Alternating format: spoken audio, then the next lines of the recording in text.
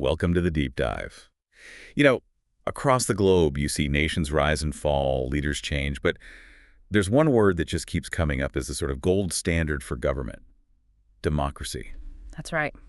But beneath those celebrated ideals, there are some pretty profound complexities, aren't there? And fierce debates, too. Absolutely. Today, we're not just, defining democracy in a textbook way for your exams. We're really dissecting why this system, even with all its flaws, often stands as, well, maybe humanity's most resilient aspiration. So this deep dive should give you a clear, structured understanding, something really invaluable for your upcoming board exams, your competitive exams, all of that. Exactly. Our mission today really is to cut through some of the noise. We want to clearly define what democracy actually is, pinpoint its essential features, and help you confidently tell apart a truly democratic government from one that's just, pretending. And then we'll dive into the strong arguments for why, despite all the challenges, democracy is often seen as, well, the best form of governance we have available. Right. Bust some myths, get a clear picture. We're going to try and bust some common myths, yeah, and give you a really clear, structured understanding. Make sure you're not just informed, but genuinely exam ready. Okay, so let's kick things off with the most fundamental question. What exactly is democracy? Most of us probably grew up hearing that famous quote from Abraham Lincoln, right? Mm-hmm. Democracy is government of the people, by the people, for the people. Mm-hmm. It's beautiful. It is beautiful, inspiring even. But is that kind of poetic description, is it really enough for a precise understanding? Especially when you need it for exams. That's a great point. While Lincoln's definition is powerful, it really functions more as an ideal, something to strive for, rather than a, let's say, precise working definition. Okay. You see, the word democracy itself, it comes from the Greek demokratia, meaning rule by the people. But, words evolve over time. Think about the word computer. Sure. It once meant a person, someone doing calculations. Now it means this incredibly complex device, right? The meaning changes. So the original meaning isn't always helpful today. Not always for precision, no. We need definitions when it's hard to tell things apart. Like, how do you separate heavy rain from a light drizzle or from a sudden cloudburst? You need criteria. Okay, I see. Similarly, you have so many different kinds of governments around the world claiming to be democracies, even when they might not be. So a clear, crisp definition becomes essential. Our starting point, a simple working definition, is this. Democracy is a form of government in which the rulers are elected by the people. Okay, that sounds pretty straightforward. Rulers are elected by the people, and that helps us immediately rule out certain systems, doesn't it? Exactly. It lets us immediately exclude the obvious non-democracies. For instance, military rule, like we've seen in Myanmar, the army rulers there were certainly not elected. Right. Or dictatorships, think of Pinochet in Chile.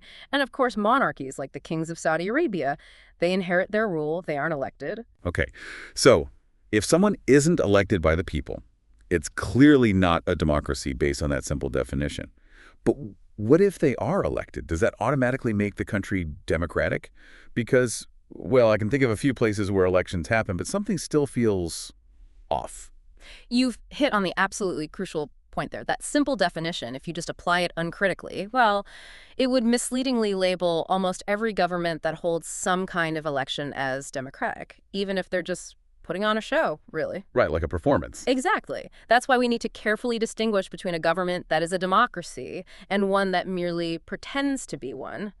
And this naturally leads us to the crucial features, the sort of minimum conditions for a true democracy. Yeah, let's unpack those crucial features then. What's the very first, the sort of non-negotiable characteristic about who actually holds the power in a democracy? Okay, the first crucial feature is this. Major decisions must be taken by leaders elected by the people. This means the final decision-making power, the ultimate authority, has to rest with those who are accountable to the citizens through elections. Final decision-making power. Yes. Let's take an example. Pakistan under General Pervez Musharraf. Back in October 1999, he led a military coup, right? Overthrew a democratically elected government. Then, in 2002, he held a referendum, which many people regarded as fraudulent, to get himself a 5-year term as president. Okay. And then he issued something called a legal framework order. This actually amended the Constitution. It allowed him, as president, to dismiss the national and provincial assemblies, and it set up a National Security Council, which was dominated by unelected military officers. So wait, even though elections were held later, and people did vote for representatives? Precisely. That's the key. Even after elections for assemblies were held, the final power, the real decision-making authority, remained firmly with Musharraf and those unelected military officers, not with the elected representatives. They were, essentially figureheads in many ways. Oh. So this really illustrates that it's not just about electing people. Those elected representatives must have the real power to take the final decisions. That's a very subtle but absolutely critical distinction. That is a powerful distinction. It makes you think, doesn't it? Yeah. How many governments might look democratic on the surface but actually fail this very first test? Okay, so once those leaders are in place, how do we ensure the process that got them there, the elections themselves, is truly democratic? Because just having elections isn't enough, is it? What defines a truly free and fair election? You're absolutely right. Holding elections isn't the whole story. That brings us neatly to the second key feature. Elections must offer a choice and a fair opportunity for the people to change the current rulers. A real choice, a fair opportunity. Exactly. Holding elections of just any kind isn't sufficient. They have to be genuinely competitive. Consider China, for example. They hold elections for their parliament, the National People's Congress, which then appoints the president. But, and here's the catch, before anyone can even contest, candidates need the approval of the Chinese Communist Party. So only members of the CCP or maybe 8 smaller allied parties are allowed to contest. So what real choice do the people have? Not much, you could argue. Right, it's a very limited menu. Pretty much. Or look at Mexico. For about 70 years, until the year 2000, one party, the PRI, Institutional Revolutionary Party, won every single presidential election. Now, Mexico was never under military rule during that time. They held regular elections. 70 years, wow. How did they manage that? Well, the PRI consistently used various, let's call them, dirty tricks. Things like forcing government employees to attend their party meetings, using government school teachers to pressure parents into voting for PRI, heavily biased media coverage, sometimes shifting polling booths at the very last minute to confuse voters, and spending huge amounts of money on campaigns compared to opponents. Okay, so it's not just about the act of voting. It's about having genuine alternatives and, crucially, a level playing field. The ruling party has to have a fair chance of actually losing. That's a massive difference. It is. It means the election must be genuinely free and fair. Okay, that makes sense. Now, what about the voters themselves? The concept of political equality is so central to democracy. How is this reflected in the voting process? What's the next fundamental principle? That takes us straight to the third feature. One person, one vote, one value. This is really the bedrock principle of political equality in any democracy. Every adult citizen must have one vote, and crucially, each vote must carry equal weight, equal value. One person, one vote, one value. Seems simple enough. It seems simple, but even this fundamental principle faces challenges around the world. There have been many instances of denial. For example, until quite recently, 2015 in fact, women in Saudi Arabia did not have the right to vote at all. That's a very direct denial, yes. Are there other, maybe more subtle ways this principle gets undermined? Absolutely. Look at Estonia, for example. After independence, their citizenship rules were framed in such a way that it made it quite difficult for people from the Russian minority to get the right to vote easily. So it's about who gets to be a citizen with voting rights. Exactly. Or consider Fiji. Their electoral system is designed such that the vote of an indigenous Fijian actually carries more weight, more value, than the vote of an Indian Fijian citizen. Wow. So these cases, they differ in method, right? Direct denial, citizenship rules, weighted voting. But they all clearly violate that core principle of one person, one vote, one value. It's a reminder that political equality isn't just declared, it often has to be fought for and protected. That's a really crucial insight. It's not just about having a vote, but ensuring every single vote truly matters equally. Okay, so we have elected leaders with real power, free and fair elections offering choice, and equal voting rights. What's the final piece? Once a democratic government is elected and in power, how does it operate? What stops them from becoming tyrannical? What protects the people from their own elected rulers? Right, that brings us to the fourth and final essential feature. A democratic government must rule within the limits set by constitutional law and citizens' rights. You see, just being popular, just winning an election, it's necessary, but it's not sufficient on its own.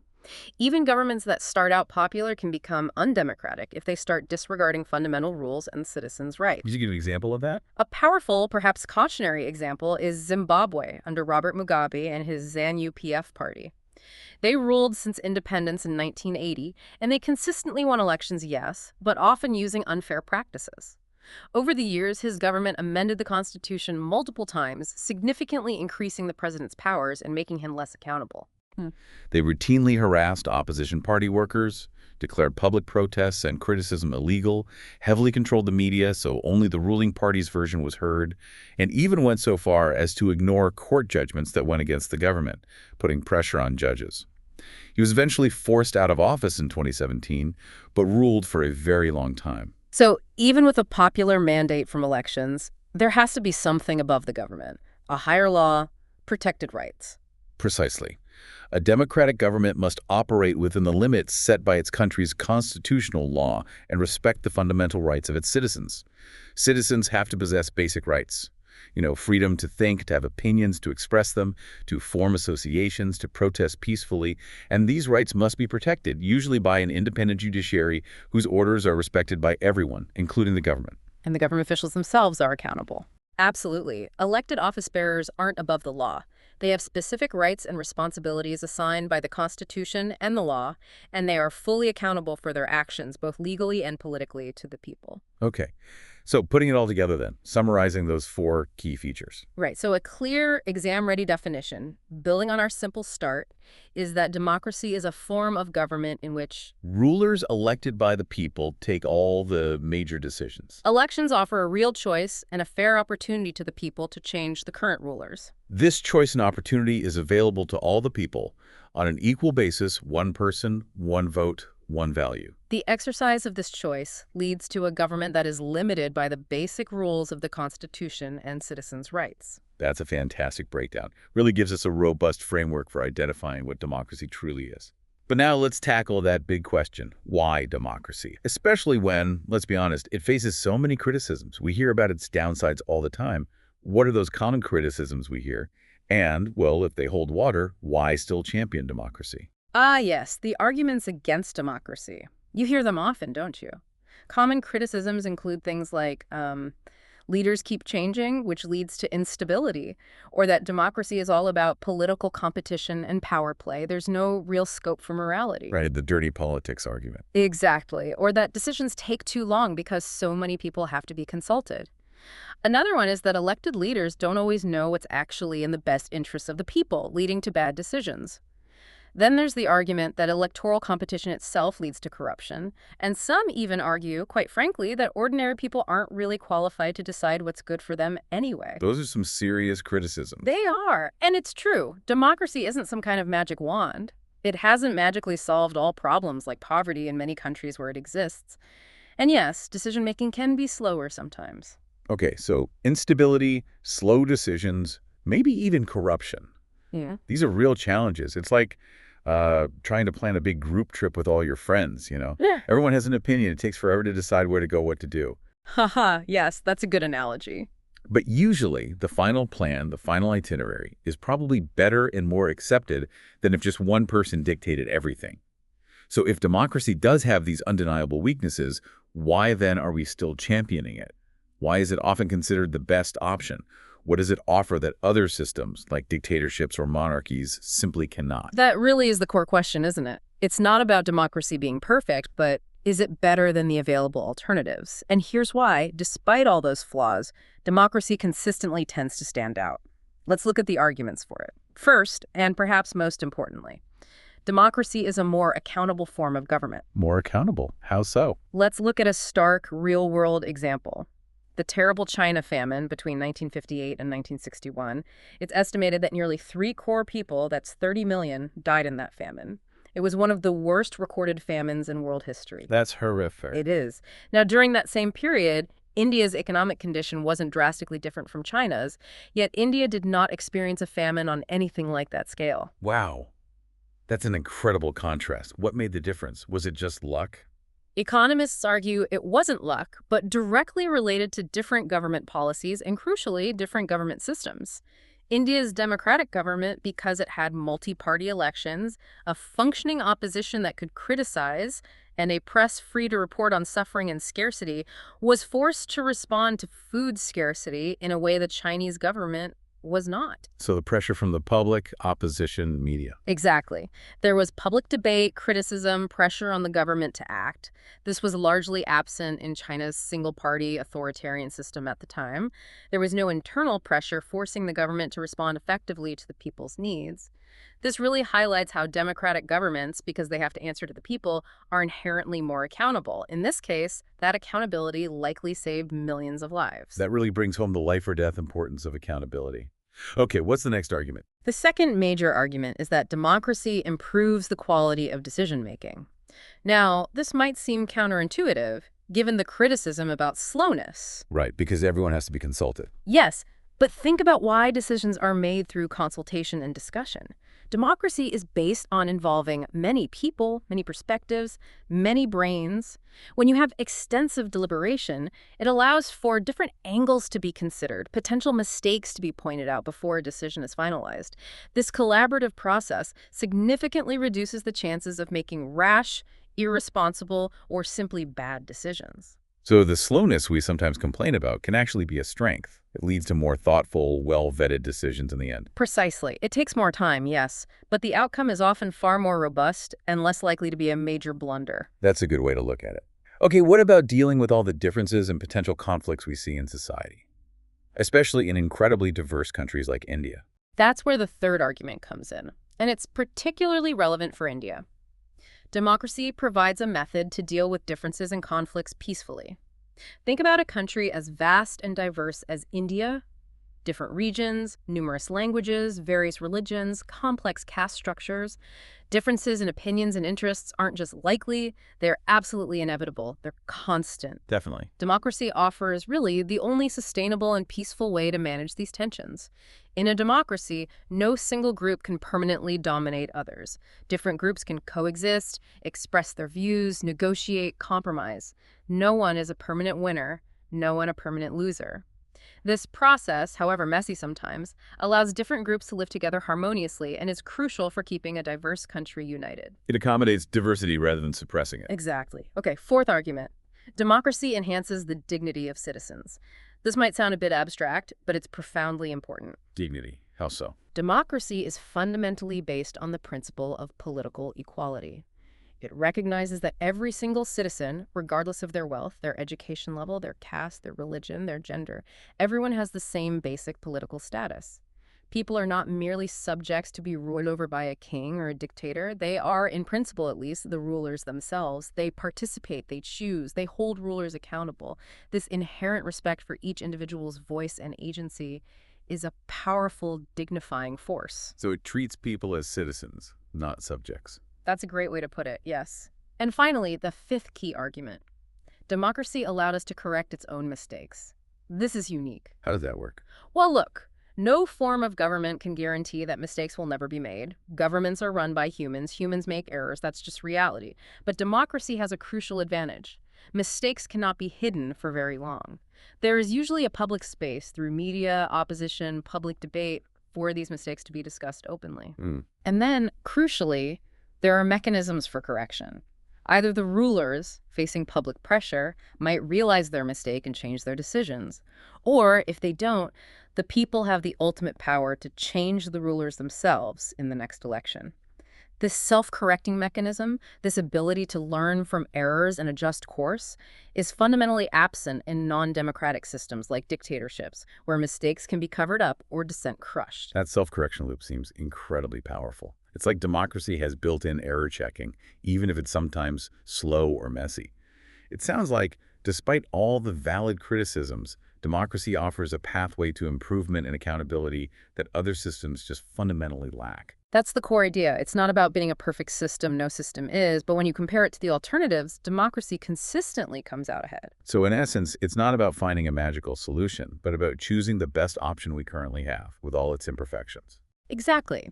To summarize the arguments for democracy, while it's definitely not a cure-all for every problem, it is clearly superior to the other alternatives we know. Why? Because it offers better chances for good, accountable decisions. It generally respects people's wishes and dignity. It provides mechanisms to manage diversity and conflict peacefully. And crucially, It provides a way to correct its own mistakes. Okay, that makes a very compelling case. We've focused heavily on democracy as a specific form of government, defining its features, defending its merits. But does the concept, the idea of democracy, extend beyond just how a country is run? What are its broader meanings, perhaps in our everyday lives, or even as an ideal we strive for? That's a great question, and yes, absolutely. The term democracy definitely has broader applications beyond just the state. First, let's just quickly touch on representative democracy again. As we discussed, in today's large, complex nations, having every single citizen vote on every single issue, direct democracy is just physically impossible. What practical, yeah. Totally impractical. Plus, citizens might lack the time, maybe the desire, or even the specific expertise needed for continuous, detailed decision-making on every single policy. That's why modern democracies primarily function as representative democracies. People rule effectively through their elected representatives. It's the practical adaptation of the democratic principle to the modern world. Okay, that's the governmental form. What about beyond government? Right. Second, the word democracy is also widely used in a broader, more qualitative sense. It describes decision-making processes in organizations other than governments. For instance, we might talk about a democratic family one where maybe major decisions are discussed and everyone's opinion is considered, not just dictated by the parent. Or a democratic classroom. Exactly. A democratic classroom where maybe students are encouraged to ask questions, express opinions, perhaps even have some say in learning activities rather than just passively receiving information. In this broader sense, a democratic decision involves consultation with and hopefully the consent of all those who are going to be affected by it. It tries to ensure that even those with less power in a situation have an equal say. This isn't just about nations. It can apply to any group, any organization. So it's about the process of decision-making, being inclusive and consultative. Precisely. And third, sometimes when people use the word democracy, they're not even talking about an existing government or specific process. They're referring to an ideal standard, a benchmark that all democracies should strive towards. An ideal. Like what? You hear phrases like, true democracy will only come when no one in the country goes hungry, or a situation where every single citizen has equal access to information, basic education, sufficient resources, and importantly, the commitment to play an equal role in decision-making. Now, realistically, no country on Earth perfectly meets this high ideal standard. Perhaps none ever will. So why talk about an ideal we can't reach? Because understanding this ideal is incredibly useful. It helps us judge the democracies we do have. It allows us to identify their weaknesses, to see where they fall short. It helps us distinguish between just a minimal democracy, one that barely ticks the 4 boxes we discussed, and a truly good, thriving democracy that strives for deeper equality and participation. That's a powerful way to frame it. It makes democracy seem less like a finished product and more like a continuous journey, always striving towards that ideal, even if we never fully arrive. And it reminds us that democracy isn't just something that happens to us passively. Exactly. You've hit the nail on the head. The strength and, sometimes the weakness of any democracy truly lies in the active political participation of its citizens. The fate of a democratic country doesn't just depend on its rulers, however important they are. Ultimately, it depends primarily on what all of us as citizens actually do. Are we informed? Do we participate? Do we hold power accountable? That's where the real strength lies. What a truly fascinating deep dive into what is democracy and why democracy. We've really unpacked its definition, haven't we?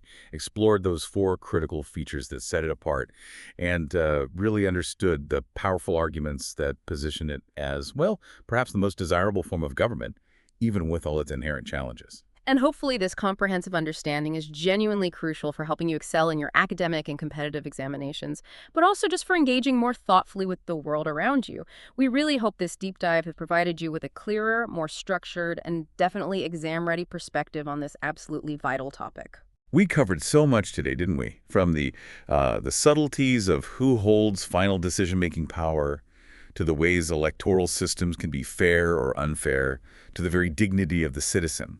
It's clear that democracy is far more than just a simple word. It's a dynamic, often challenging, but ultimately potentially empowering system. And as you said, the journey towards a stronger democracy is ongoing, and our role, your role as citizens, is paramount. Absolutely. Stay tuned for more exam-ready insights and concept breakdowns right here. Make sure you subscribe to the deep dive so you never miss a topic. Definitely subscribe. So just to quickly recap, in this episode we covered the following key topics. We looked at defining democracy, moving from a simple definition to a more comprehensive one. We detailed the 4 key features of a democracy, focusing on elected rulers making major decisions, free and fair elections, the principle of one person, one vote, one value, and the importance of rule of law and citizens' rights. We detailed the 4 key features of democracy. We discussed the common arguments against democracy. We detailed the 4 key features of democracy. And then we explored the strong arguments for democracy, covering accountability, decision quality, handling differences, citizen dignity, and correcting mistakes. We detailed the 4 key features of democracy. Finally, we touched upon the broader meanings of democracy and the concept of democracy as an ideal.